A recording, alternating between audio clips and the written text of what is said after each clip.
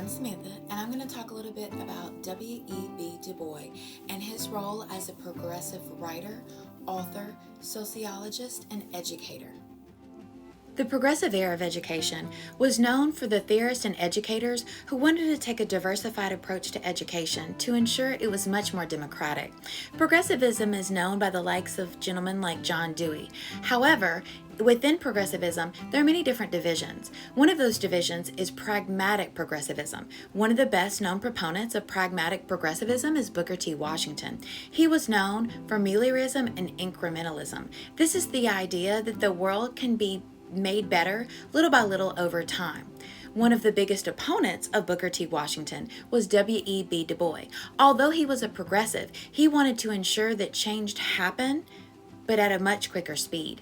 Now, let's examine the impact that W.E.B. Du Bois made not only on the progressive era, but the critical pedagogy era that was to follow. W.E.B. Du Bois 1868 to 1963, was an African-American and progressive sociologist, philosopher, writer, activist, and historian. He's known as the father of Pan-Africanism. His whole purpose of education was to advance African Americans, and that extends beyond education. He wanted to go into the economic, social, and political realms in order to impact real, lasting change for all people. He's most known as a proponent of change, not only within society, but also within himself, as seen through the way his philosophies of education evolve over time.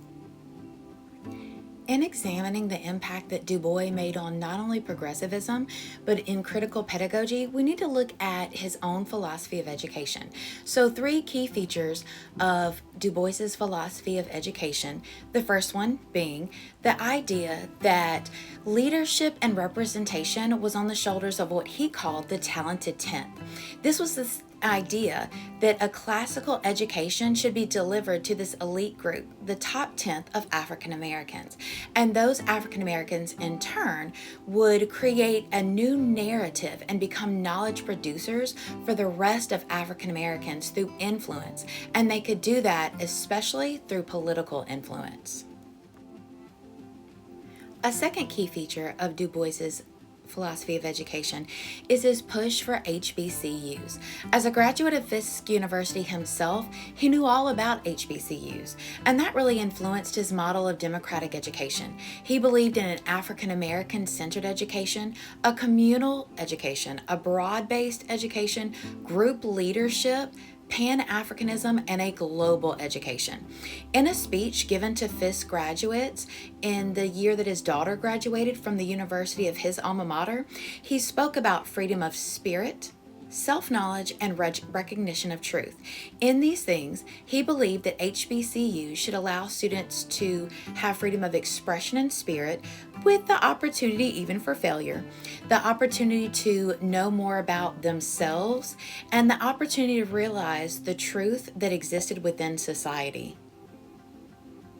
A third key feature of W.E.B. Du Bois's philosophy of education is the idea of evolutionary thought. It was all about change. He himself reflected and changed his idea of the talented 10th to the concept of the guiding 100th.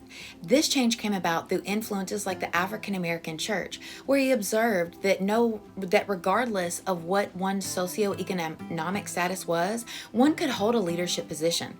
Also, critics like Marcus Garvey and George Schuler that commented upon his Pan-African Congress said things about how it seemed very elitist.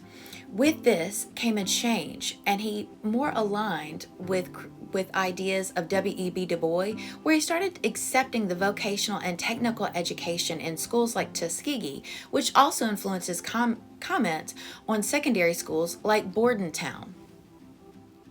With Du Bois's ideas on education, he's the connecting piece between progressivism and critical pedagogy, with progressivism being the idea that one can gradually make the world a better place, and critical pedagogy being the idea that making the world a better place comes through political action, taking through educating students and helping them use their critically conscious voice to change an imbalance in social power, Du Bois did that by helping African Americans create a new narrative by educating all, helping to speed up social transformation.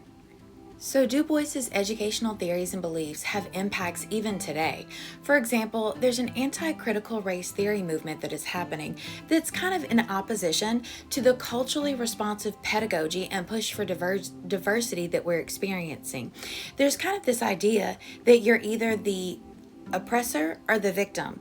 And in our classrooms, that's not always true. So what we have to think about is that how can we take Du Bois's ideas and apply them to our classroom to make sure that we are culturally responsive and respectful of diversity and the culture of all of our students. So in thinking about Du Bois and future vision for our own classrooms and how he impacts our society, we can think about his model of self-reflection, how we should reflect on our past and our own current classroom practices to ensure future pathways of success for all students.